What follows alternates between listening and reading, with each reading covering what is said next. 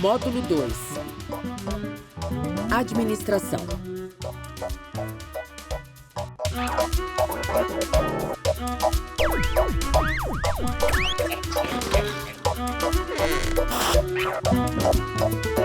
Programa 2. Recrutamento e seleção de talentos. Em uma grande cidade como esta, todos os dias milhares de pessoas disputam uma vaga por um emprego.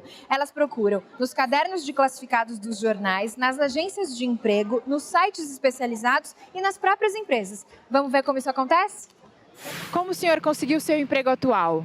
Foi indicação de um amigo. Eu consegui através de um site, eu cadastrei e paguei mensalmente e eu consegui o emprego que eu tenho hoje. Foi através da indicação de um amigo que eu consegui na faculdade. Mandei o currículo, eles verificaram meu currículo, chamaram para entrevista, mas o que começou mesmo foi a indicação, né?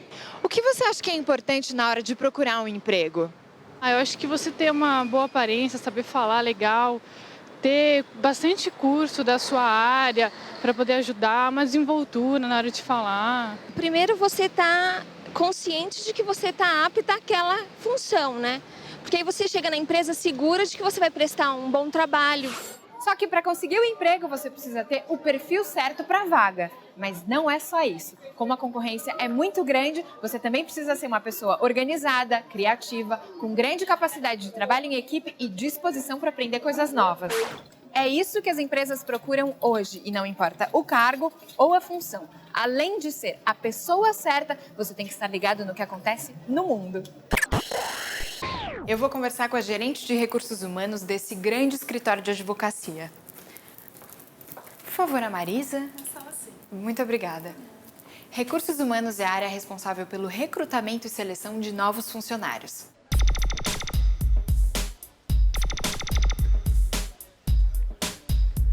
Na hora de fazer o recrutamento para uma vaga, qual é a primeira coisa que precisa ser definida? A gente precisa definir, basicamente, o perfil da posição. Então, eu preciso saber quem é o tipo de pessoa que eu vou buscar e, com base nisso, aonde eu vou buscar. Então, a gente já tem um perfil básico do escritório, que é formado pelos valores do escritório, que é o que nos orienta sobre todos os aspectos, e a cultura. Então, com base nesses dois pilares, a gente tem um perfil básico e, usando isso como um desenho, eu vou conversar com o requisitante, que normalmente é o chefe da pessoa que vai ser contratada, e eu defino quais são as necessidades para a área e necessidades de personalidade também, que vão complementar o grupo. Como e com quem esse perfil é traçado? Normalmente essa posição é fechada entre a área de recursos humanos e o coordenador. É importante descrever as competências que serão exigidas do candidato? É fundamental a gente ter a competência clara, tanto para quem vai contratar quanto para quem está sendo contratado, deixar claro para o candidato também o que é esperado dele. Marisa, e o que é o recrutamento externo? O recrutamento externo aparece como uma segunda alternativa quando eu não tenho como fazer um aproveitamento ou de um advogado ou de uma pessoa da área administrativa internamente. Se eu preciso criar uma nova área no escritório, que eu não tenho uma pessoa que tenha expertise sobre esse assunto, quer dizer, que não tenha conhecimento técnico, que não conhece o mercado, eu preciso necessariamente buscar de fora esse candidato. E para a área técnica, por exemplo, esse recrutamento acontece muito relacionado às indicações e aos contatos dos advogados ou contatos que nós mesmos da área de recursos humanos desenvolvemos. Agora, para a área administrativa, a gente precisa necessariamente fazer alguma divulgação e aí ou em sites especializados ou com algumas empresas parceiras. Então, a partir do momento que o candidato chega aqui no escritório, eu tenho algumas etapas que eu cumpro. Então, a primeira etapa é uma entrevista com a área de recursos humanos, que já tem o perfil desenhado com o requisitante e a partir dessa indicação da área de recursos humanos, esse candidato pode passar para fazer entrevista com o requisitante. A questão do teste técnico é definida muito pelo requisitante. Em geral, o que a empresa espera de um candidato na hora da seleção? A gente sempre espera que o candidato tenha a generosidade de mostrar para a gente como ele é em termos técnicos e em relação à personalidade. Agora, além disso, a gente busca também a questão da motivação dele. Então, eu preciso saber o que faz com que ele tenha interesse em trabalhar aqui conosco, para que eu consiga dizer para ele se ele vai ter a realização profissional que ele busca aqui na nossa organização. Por que as empresas tomam tantos cuidados com o recrutamento e a seleção dos funcionários?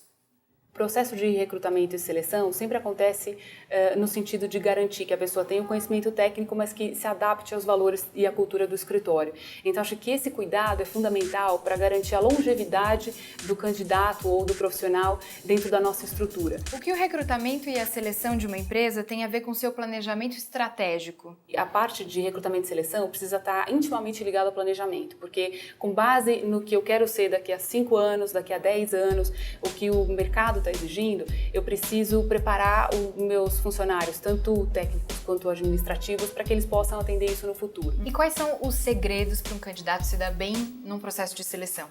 Se é que tem algum? Tá, essa é uma pergunta difícil. Eu acho que não existe. Eu acho que o principal é a pessoa ser ela mesma, né? Pode parecer um chavão, mas eu acho que a gente precisa ter a responsabilidade de quando a gente está participando de um processo, de nos mostrar como realmente nós somos. Você viu o que uma empresa faz na hora de selecionar um candidato para preencher uma vaga. Ela define quais as competências que ele deve ter, o que ele deve saber e como deve se comportar. Tchau, tchau. Muito obrigada. Tchau, obrigada a você. Mas a empresa também deve saber o que deve e o que não deve fazer no processo de seleção.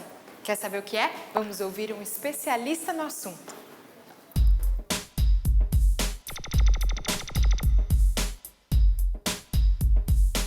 As empresas têm criado muita política, muitas questões novas, justamente para as pessoas aprenderem a lidar com as adversidades. Através do perfil, eu vou divulgar essa vaga no mercado de trabalho. Se eu não faço o perfil bem feito, eu vou receber um monte de currículos que não me interessam. Os critérios de seleção, eles têm que estar focados no resumo profissional, né? Assim, habilidades profissionais, formação acadêmica, experiência profissional anterior. Todas as etapas, né, do processo seletivo têm que ser igual para qualquer candidato, para que todos sejam avaliados da mesma forma e que você consiga compará-los e determinar quem é a pessoa mais próxima do perfil que você precisa. Agora, discriminar é eu dizer que cor que essa pessoa deve ter, cor dos olhos, do cabelo, a idade, o sexo, porque para ser um bom profissional isso indifere. Pode ser loiro ou moreno e não vai fazer a menor diferença desde que ele tenha os requisitos técnicos e profissionais que eu precise. Telecurso Tec, um programa de educação da Fundação Roberto Marinho e do Governo do Estado de São Paulo.